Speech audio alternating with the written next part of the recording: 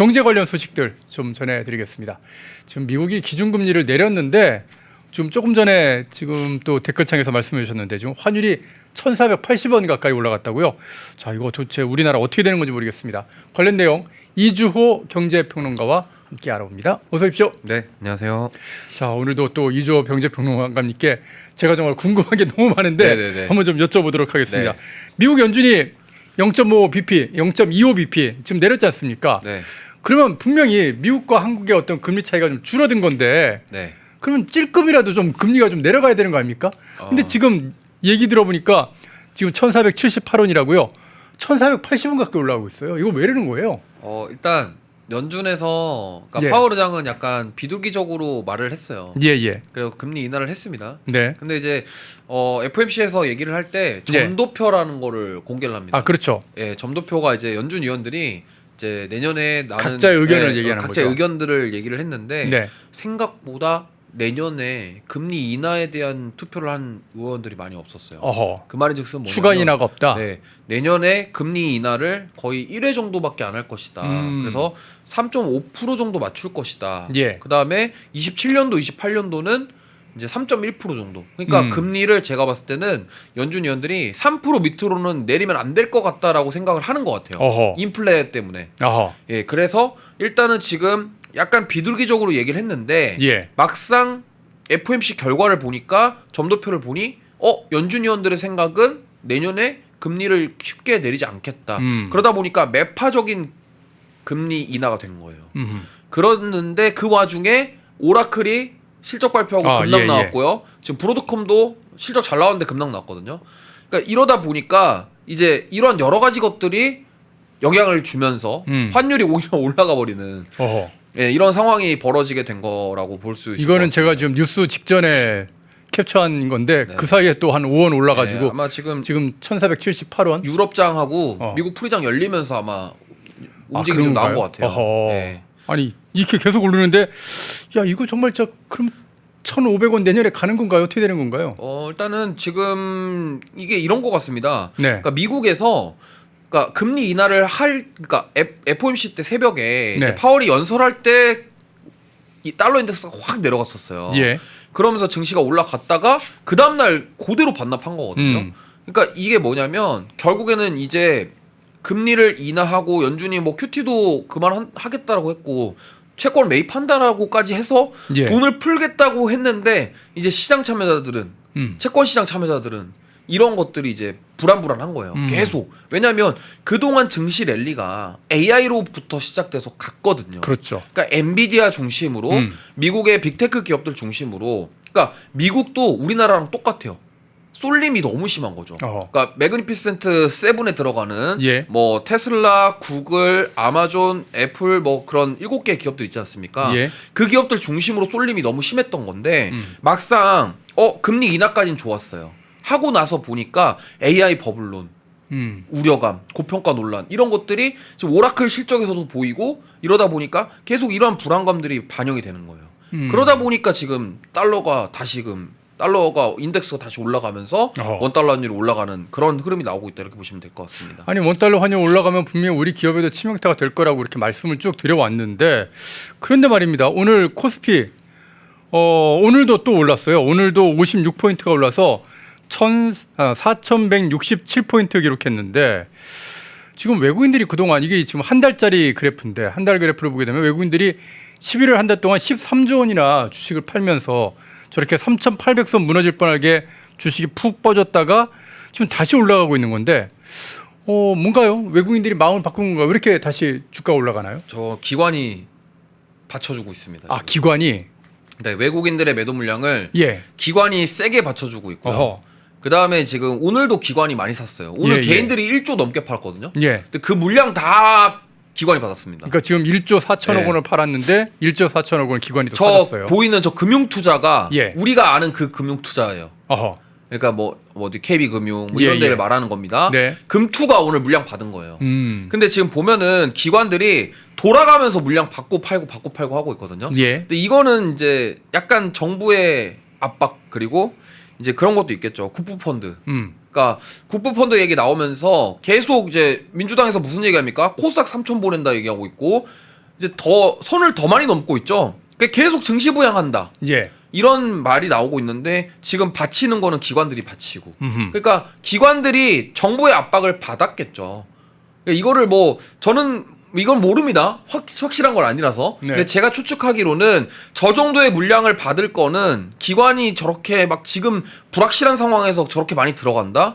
저거는 어떤 정부의 약간 뭐 직접적인 개입은 아니겠지만 어느 정도의 영향도 있지 않을까 이렇게 생각하고 있고요. 예. 그다음에 기관 투자자들이 아무래도 그 나라에서 지금 국부 펀드를 한다고 하기 때문에 그럼 국부 펀드라고 그런 것들에 대해서 어쨌든 돈을 모아야 될 거 아닙니까? 예, 예. 그러면은 민주당에서도 증시 부양에 대해서 계속 얘기를 꺼내 들었기 때문에 관심이 많을 수밖에 없겠죠. 그렇기 때문에 그런 금투에서 오늘 뭐 저게 사실 단발성으로 들어온 건지 아니면 좀 보고 들어온 건지 저도 거기까지는 뭐 해석이 안 됩니다만 어쨌든 기관에서 오늘 받아줬고 저 물량이 계속적으로 지금 연말까지 받아줄지는 좀 지켜봐야 되겠지만 어쨌든 정부의 정책에 대한 기대감 속에서 기관들이 좀 받아주고 있다. 뭐 이 정도로 볼 수 있을 것 같고 지금 12월 달 들어와서 보시면은 밑에 보시면 기관이 계속 사고 있죠. 예, 예. 그러니까 금투가 계속 사고 있어요. 어허. 투신이랑 금투가 계속 사고 있기 때문에 연기금은 지금 보면은 많이 없습니다. 왜냐하면 이미 지금 연기금은 돈을 많이 투자를 한 곳이 많아요. 예. 그러니까 지금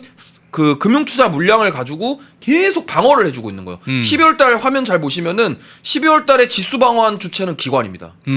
예, 외국인들이 사긴 했지만 예. 기관이 강력하게 받아주고 있기 때문에 실제로 지금 한 6조 원 정도쯤 네. 지난 한 달 동안 샀네요. 이거는 사실 기관이 저렇게 받아주는 거는 예. 정부에서 이거를 부양하는 의지를 계속 입장을 표명하기 때문에 어쩔 수 없이 좀 이렇게 받아주고 있는 거 아니냐라고 밖에 추측을 할 수밖에 없고요.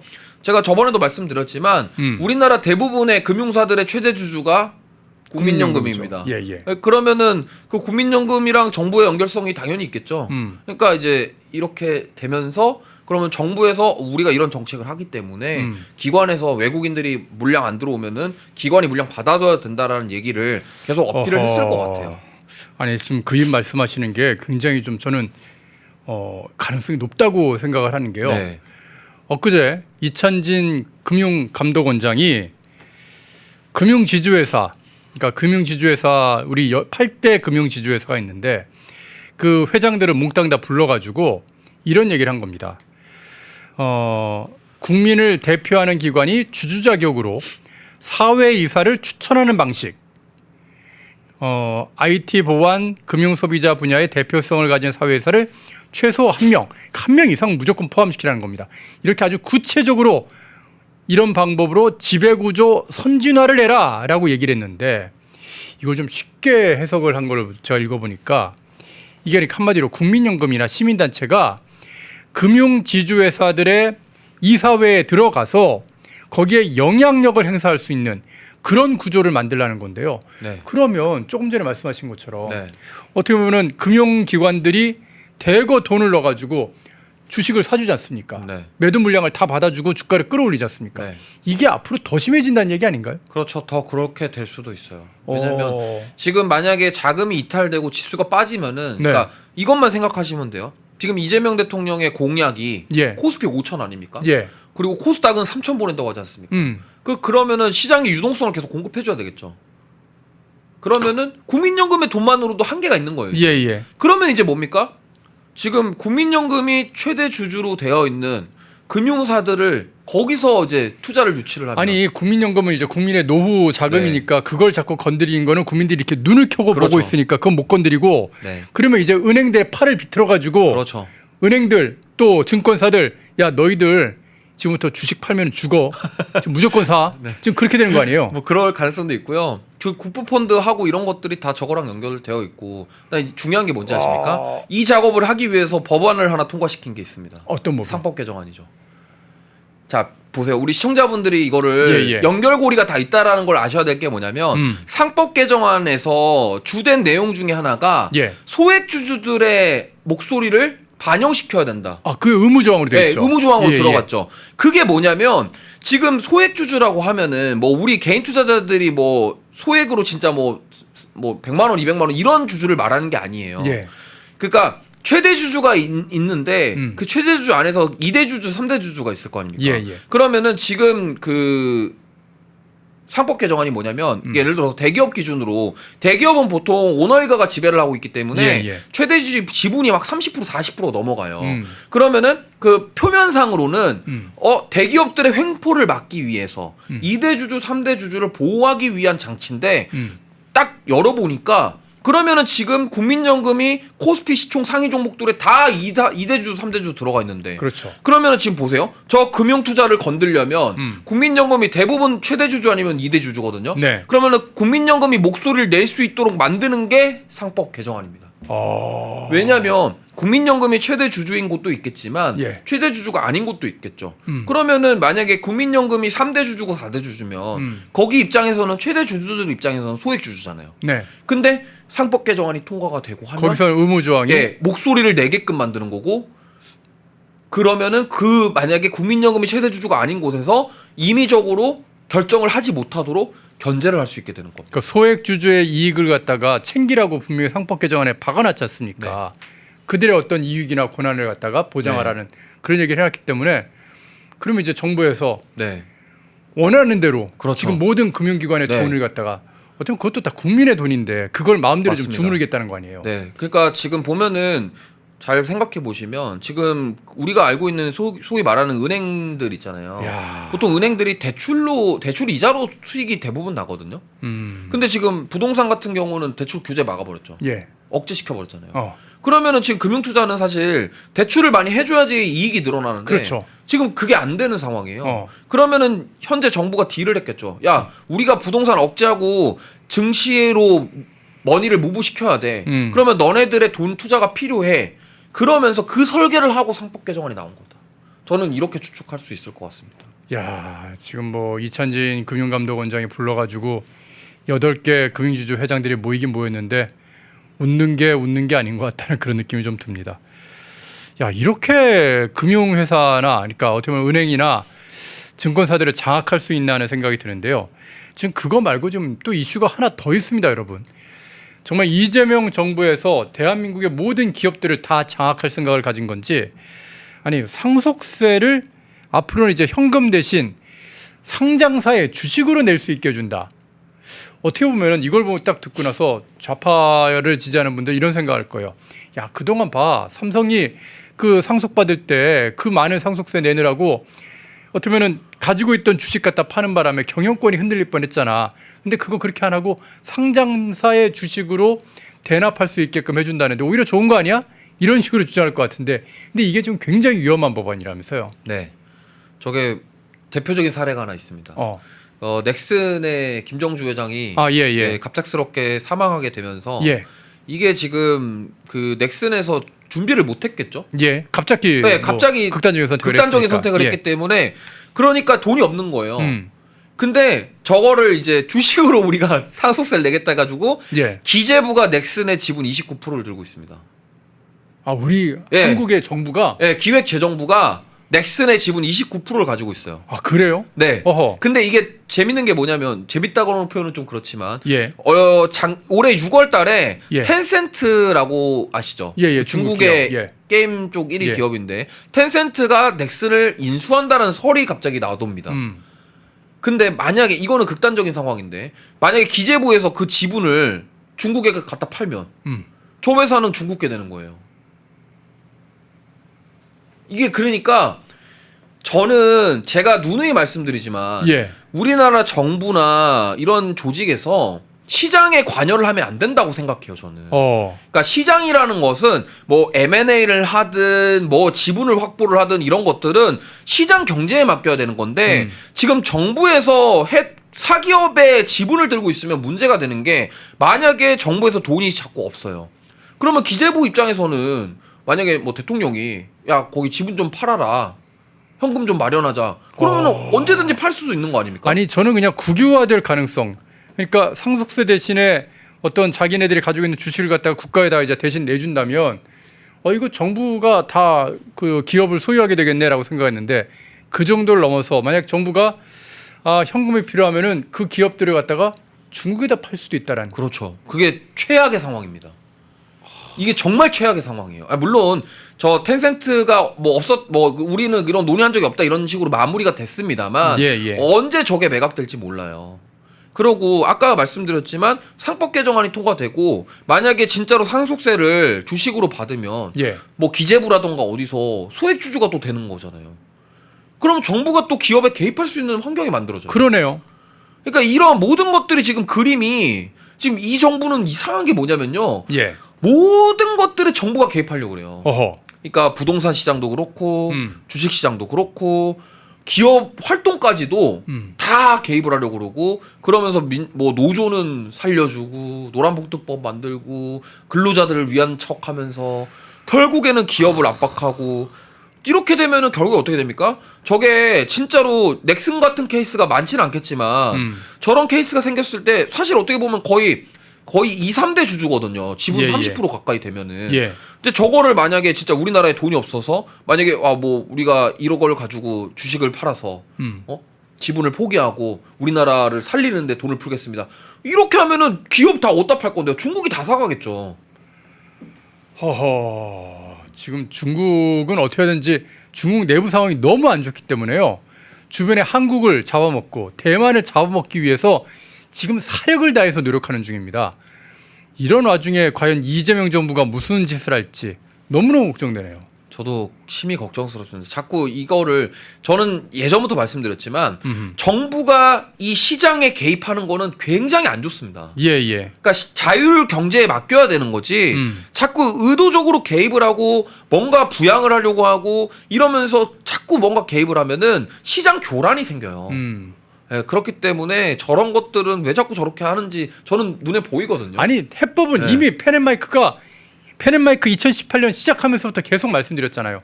그냥 상속세율을 낮추라고요. 우리나라 세수에서 상속세가 차지하는 비율 그렇게 안 높아요. 그런데 상속세 지분이 지금 세계에서 제일 높은 60% 아닙니까? 50%에다가 가산세 20% 더해 곱해가지고 60%의 세금을 내야 되는데 기업을 10조 원짜리를 물려줬는데 10조 원짜리에서 물려받아도 거기서 6조 원을 지금 세금 내야 되는 게 현재 구조란 말입니다. 아니 그게 말이 돼요?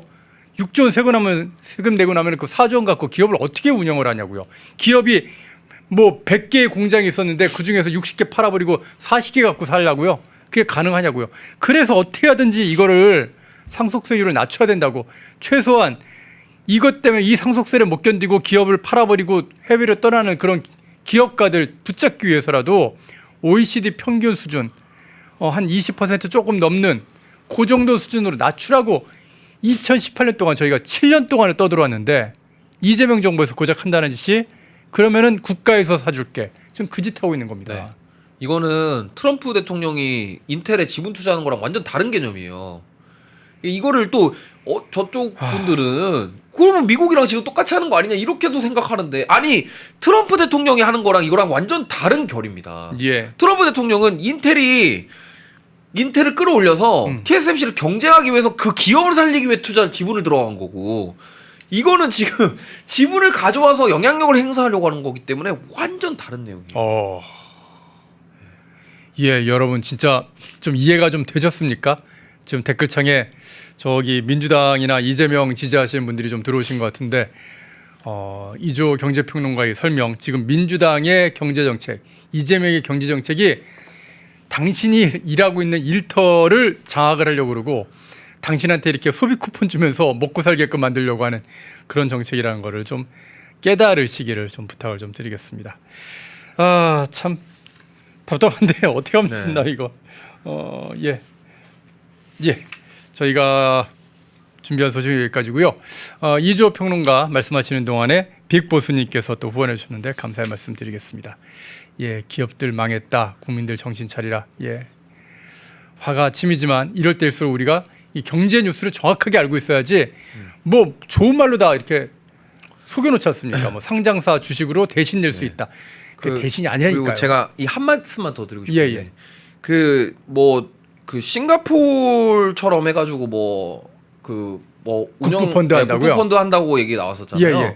근데 이게 이것도 말이 안 되는 게 싱가포르는 양도세 배당세가 없고 금융소득에서 대한 과세가 없어요. 맞아요. 네. 싱가포르가 세금에 대해서 굉장히 프리합니다. 근데 그거는 그렇게 될 수밖에 없는 게 나라의 펀더멘탈이 좋기 때문입니다. 그러니까 나라에 돈이 있으니까 그런 세금을 안 받아도 예. 나라 운영이 국정 운영이 가능하기 때문에 가능한 건데 우리나라는 지금 세금 안 받으면은 안 되는 상황이죠. 예. 근데 여기서 우리나라는 세금은 다 올리고 거둘 수 있는 건 다 걷고 있잖아요. 예. 근데 그런 식으로 국부펀드 해가지고 뭐 해외 모티브로 해가지고 엔비디아 같은 기업을 만든다. 이 말도 안 되는 소리거든요. 아유, 선전선동이 없군요. 지금 그것도. 계속 말도 안 되는 소리들로 자꾸 포장을 해서 증시를 부양하려고 하는데 우리나라는 싱가포르와 다릅니다. 네, 다른 환경이기 때문에 우리나라에 맞는 걸 잘 적용을 시켜야 되는 건데 자꾸 해외에서 좋은 것들을 가져와서 벤치마킹해서 한다라고 하지만 그게 실체는 좋지 않다라는 점을 우리 시청자분들께서는 꼭 아셨으면 좋겠습니다. 예. 더 궁금하신 내용은 저 이주호 평론가도 출연하고 있는 저희가 오후 4시에 진행하는 경제독립 4시 많이 좀 시청을 좀 해주시기를 부탁드립니다. 저희 편행 경제TV에 들어가시면요. 이런 경제 정보 정말 진짜 심도 있게 4시부터 한 6시 가까이 한 5시 반까지 여러분께 정리해 드리니까요. 매일 하고 있습니다. 궁금하시면 들어가시면 됩니다. 아 이게 뭐지? 그러시면 뭐 댓글로 물어보셔도 되고 바로바로 거기 소통하시면서 여러분의 경제 정보를 얻을 수 있다는 점도 말씀드립니다. 자, 이주호 경제평론가와 함께 아니 미국이 금리 내렸는데 왜 한국은 계속 고환율인 거야? 그 이유도 좀 분석해보고 주가가 다시 조금씩 오르는데 그게 사실은 정부가 지금 은행이나 이 증권사 같은 금융기관들 팔을 비틀어서 만들고 있는 그런 주가란 사실도 알게 됐습니다. 그리고 어떻게 보면 이재명 정부에서 계속 시장에서 개입을 해가지고 기업들을 몽땅 다 국유화하고 무슨 짓을 할지도 모르는 그런 상황도 여러분께 전해드렸습니다. 자, 이런 정보 전해주시는 이주호 경제평론가 많이 좀 응원해 주시기 부탁드리겠습니다. 오늘도 말씀 잘 들었습니다. 감사합니다. 펜앤마이크에서 추천하는 영상도 보고 가세요. 다른 영상도 즐기시려면 구독 버튼을 꼭 눌러주세요.